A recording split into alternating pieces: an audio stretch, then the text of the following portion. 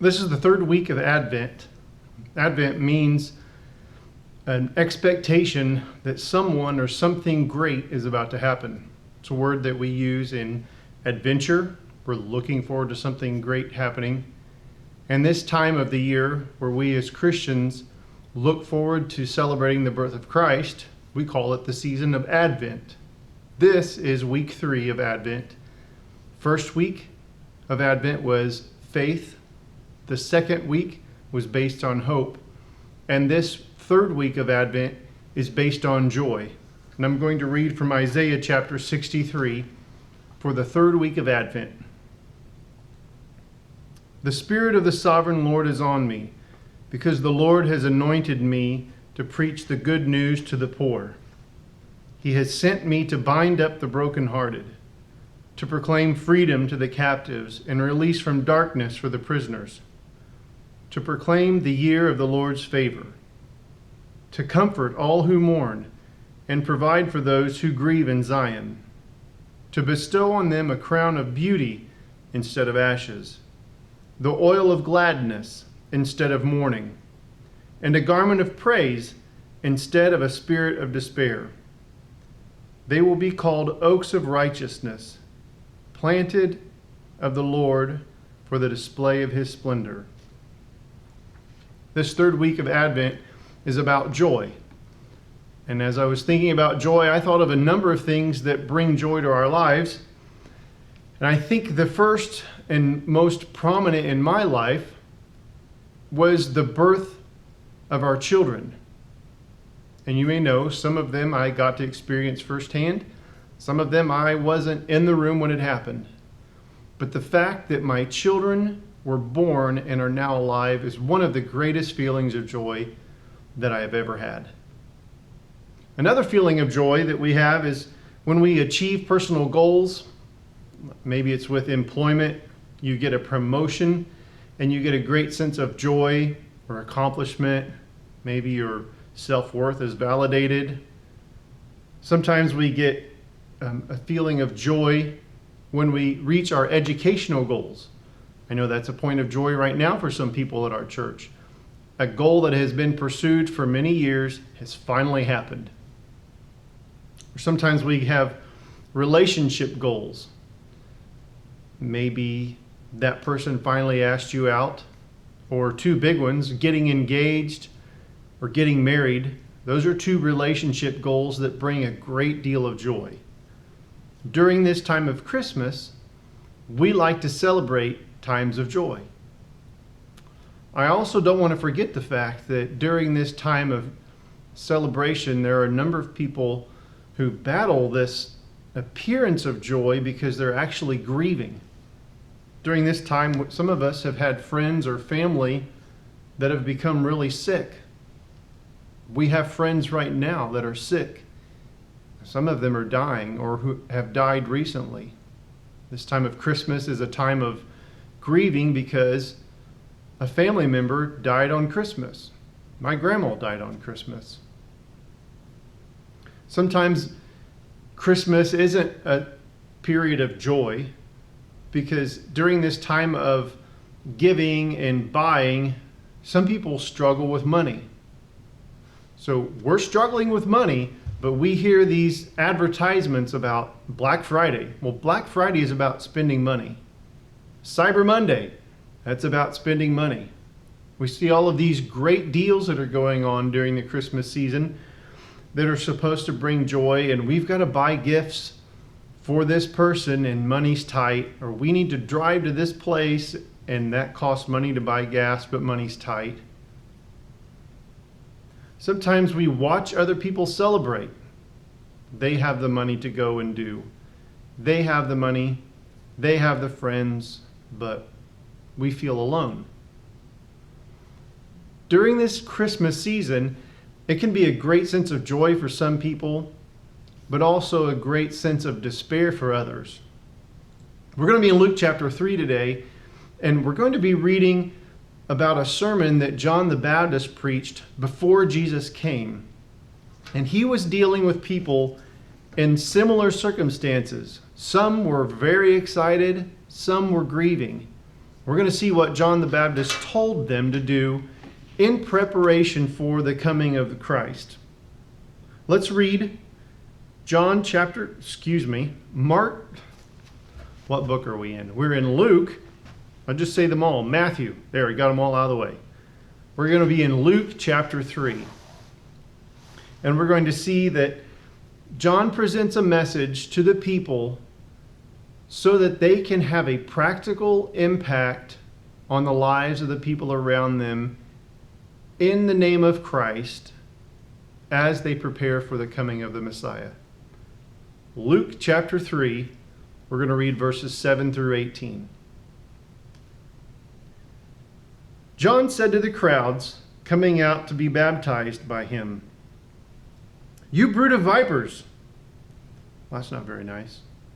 He said, "You brood of vipers, who warned you to flee from the coming wrath? Produce fruit in keeping with repentance, and do not begin to say to yourselves, 'We have Abraham as our father.' For I tell you that out of these stones God can raise up children for Abraham.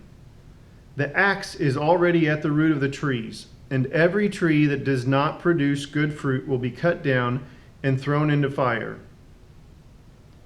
"What should we do then?" the crowd asked.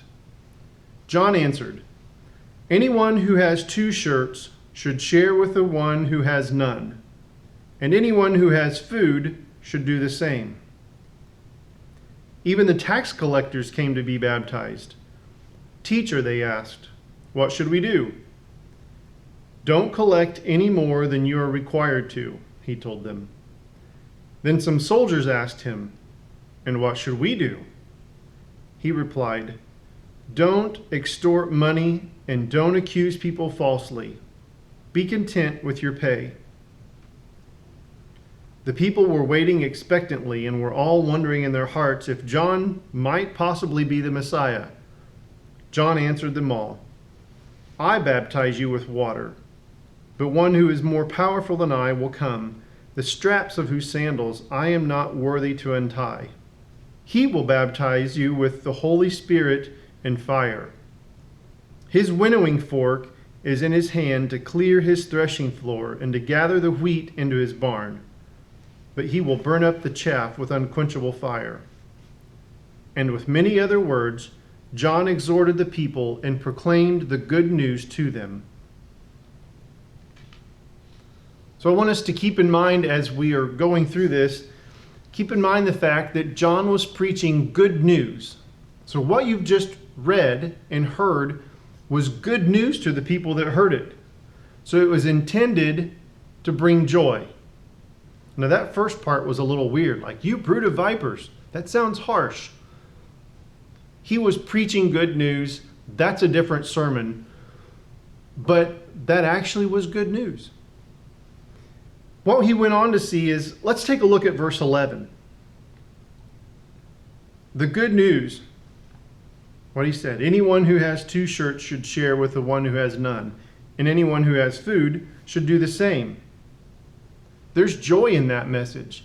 There's joy in knowing that if I have more than I'm required to have, I can share it with someone who doesn't have enough. I can receive joy in giving, and the other person can receive joy in having what's needed. Verses 12 and 13. Even the tax collectors came to be baptized and said, "What should we do?" John told them, "Don't collect more than you're required to collect." This brings joy to the people who are being treated fairly. They get to keep what's theirs. And it also brings joy to the tax collectors in knowing that they are people who are living with integrity. They could take advantage of people. They could lie about what's required, but they're not. They're people of integrity. There's a great deal of joy that comes in living with integrity. And in verse 14, when the soldiers came and said, "Well, what can we do?" John said, "Don't extort money from people and don't accuse them falsely." Soldiers were in a position of authority, but instead of extorting people, he was saying, use your position to protect and defend, which is what they're supposed to do, not to take advantage and manipulate. And on the flip side of that, the joy that was given was the joy of knowing that there's a soldier I can trust. There's a soldier that will use his power and his authority to protect me, not to hurt me. How did Jesus bring joy to people?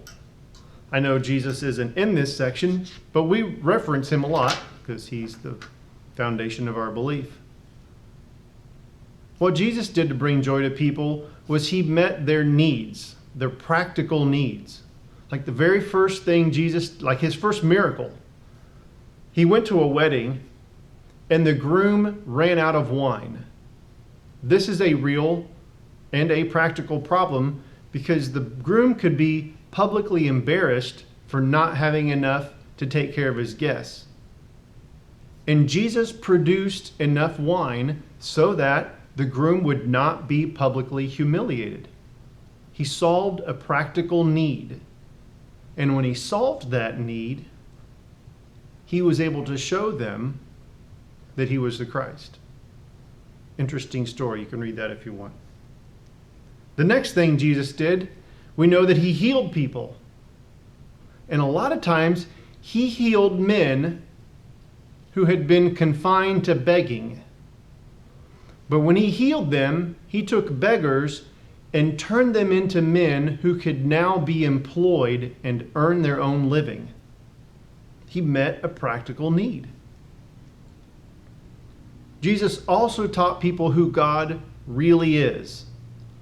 People had a practical need of knowing who is God.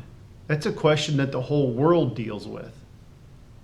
And he taught them accurately and correctly who God is and that it is possible to live a life that pleases God. In chapter 3, verse 8, when John said, well, don't think to yourselves that we can say, well, we have Abraham as our father. He was telling them, church people, hey, don't think that just because your grandparents were really godly people, that means you have a golden ticket to heaven. You are responsible for your relationship with God. That sounds kind of scary, but it can also be comforting.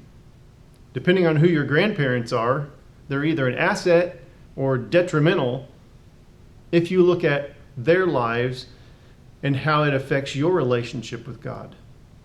But John was telling them, just because your parents or your grandparents did something great doesn't mean that you can ride on their greatness. So John then went on to answer the question that the crowd asked him, well, what should we do then? What John said is, we should use what God has given us to meet the needs of the people that God has placed in our lives. Use what God has given us to meet the practical needs of the people that God has placed in our lives. Now, it's tempting to think that joy is a feeling that I get when I get what I want. I have joy on Christmas Day because I get a certain present. That's not actually joy. That's satisfying a temporary desire. It's a little bit of selfishness, really. I mean, we don't like to talk about it that way. When I get what I want, I'm happy. Joy is actually the satisfaction that comes from knowing that God is at work. Sometimes I'm the giver, sometimes I'm the receiver. But in both situations, I can have joy because I know that God is at work. Joy is the satisfaction of knowing that God is at work. So when John preached this good news to the people, Jesus had not yet made himself known to the world. So the people wanted to know what they could do to prepare for the coming of the Messiah, and John told them. He said, use your resources and your standing in society to meet the needs of the people around you. And we're in a similar situation in two ways. The first way is that we're looking forward to Christmas. So that's a time when we are celebrating the birth of Christ. But we're not there yet. You can look at the candles and see we still have 2 candles to go. We are not yet celebrating the birth of Christ. We're looking forward to it. The second way that we're similar is that we are looking forward to the time when Christ returns, but he has not yet returned. So we can ask the question, well, what do we do then? The answer is, we use what God has given us to share the good news, or the joy of the message of Christ. That message is still relevant for us today. So in a time of year that's focused on giving, it is fun to give, but I need to make sure that I'm giving in a way that is actually meeting the needs of the people that God has placed in my life. And I'm doing that in the name of Christ. So when we use what God has given us to meet the needs of people, we are bringing joy to their lives. When we think of what should I do to be more like Christ, it's tempting to think that if I memorized more Bible verses, then I would be more like Christ. My brain's not big enough to memorize enough to be like Christ in that way. It is good to memorize the Bible if you can. I can't memorize things word for word. I get general concepts. It is good to commit those things to our mind. I'm not downplaying that. Well, while I wait for Christ to return, does that mean I should just try to memorize Bible verses? That's not all I should do. It also doesn't mean that, well, if I'm a good Christian, that means I will attend every Sunday school class and every Bible study offered. It is good to study the Bible. It is good to study the Bible with other Christians. But just doing those things will not bring us closer to Christ. It will not help us know God better. What the crowd asked John is a question that we should be asking too. What should we do then? And the answer is, if I have enough, I should share with someone who doesn't. I should be a person of integrity at work. I should not use my position of authority or influence to take from other people, manipulate the books. There are a number of ways we can do that. And also, I should be a person that others can trust. No matter where you work or who you are, you have learned that the longer you get to know people, the more you know their strengths, and you also know their weaknesses. And the more we know someone's weaknesses, the more we have power or authority over them. Like the soldiers who had power they could exert over other people, the more we get to know people, the more power we have over them. And as we have power over people, it is very important to be people that others can trust. So as I learn about a weakness, or as I learn about something that it's maybe not one of the bright, shining spots in somebody's life, what do I do with that? I don't use it to manipulate them.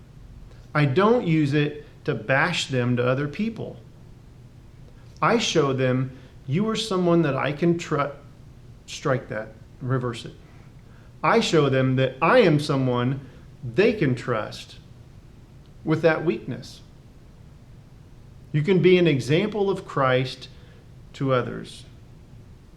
Christ had all of the power and authority, but he did not exert that over the people that he came to minister to. He used his power to build other people up in their weaknesses. So during this time of Christmas, as we're celebrating the third week of Advent, the week of joy, what can we do? We can use what God has given us to meet the practical needs of the people that God has given us and spread His joy to share His good news with the people around us. I hope you have a great week, and I look forward to seeing you next Sunday.